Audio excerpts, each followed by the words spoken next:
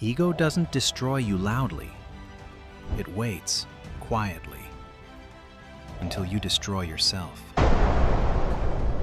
Most people believe their biggest enemy is competition, the market, the economy, or those familiar faces secretly hope for their downfall.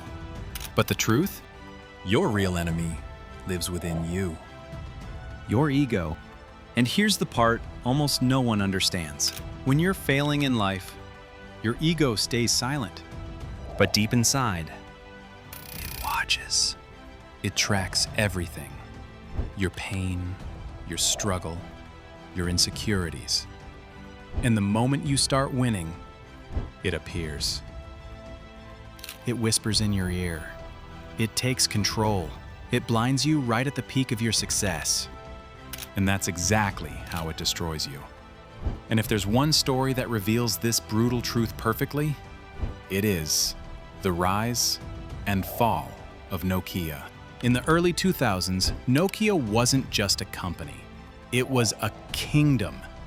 They ruled over 40% of the entire mobile phone market. When someone said phone, the world thought of Nokia. Their phones were everywhere, durable, reliable, trusted.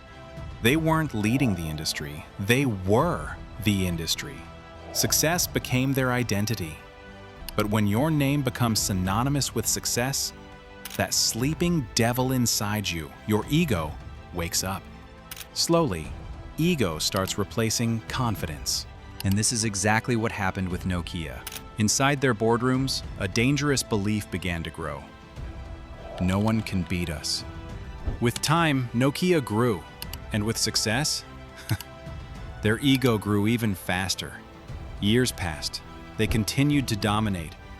Until 2007, the year the world changed forever. A man in jeans and a black t-shirt walked onto a stage holding a device that looked strange. A phone with no keyboard, no buttons, just a smooth glass screen. The iPhone. The world watched in shock and curiosity. Nokia's executives smirked. They dismissed it as a toy. In meetings, their response was simple. Apple isn't a threat, we're Nokia. But here's what most people don't know. Inside Nokia, engineers were begging the leadership to change. They saw the storm approaching. They warned the company again and again, but ego whispered louder. We are already the best, why change? History has shown us this pattern many times. The moment a person or a company believes they no longer need to grow, their downfall has already begun. And Nokia was not an exception. Their decline began slowly, but painfully. Customers left, even the loyal ones. Competitors learned from Nokia's mistakes. Technology evolved, but Nokia didn't. Then, in 2013, the unthinkable happened. The giant collapsed.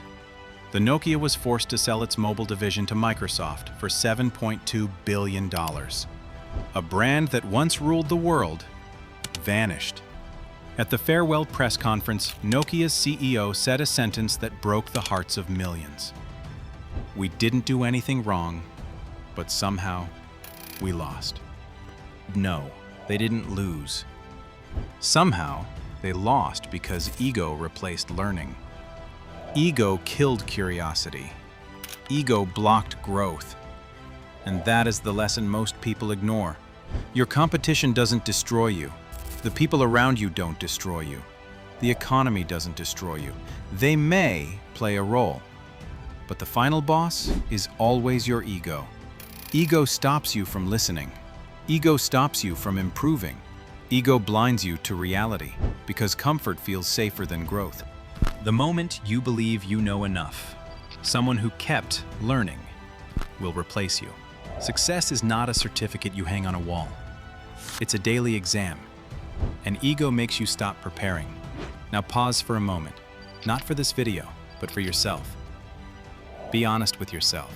What's the one skill you stopped improving because you thought you already mastered it? Whose advice did you ignore because you believed you were smarter?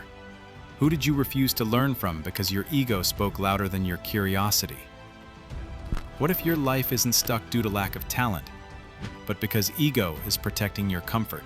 Nokia didn't fall because Apple was better. In fact, Apple was nowhere near Nokia's size at that time. Nokia had every advantage. They fell because ego made them stop evolving. And ego destroys all of us the same way, not when we are weak, but when we start believing we cannot lose. So, what is the real lesson from the story of these two tech giants? Never let ego be the reason you stop growing and evolving. Because the moment you stop evolving, you start collapsing. But here's the part most people never discover.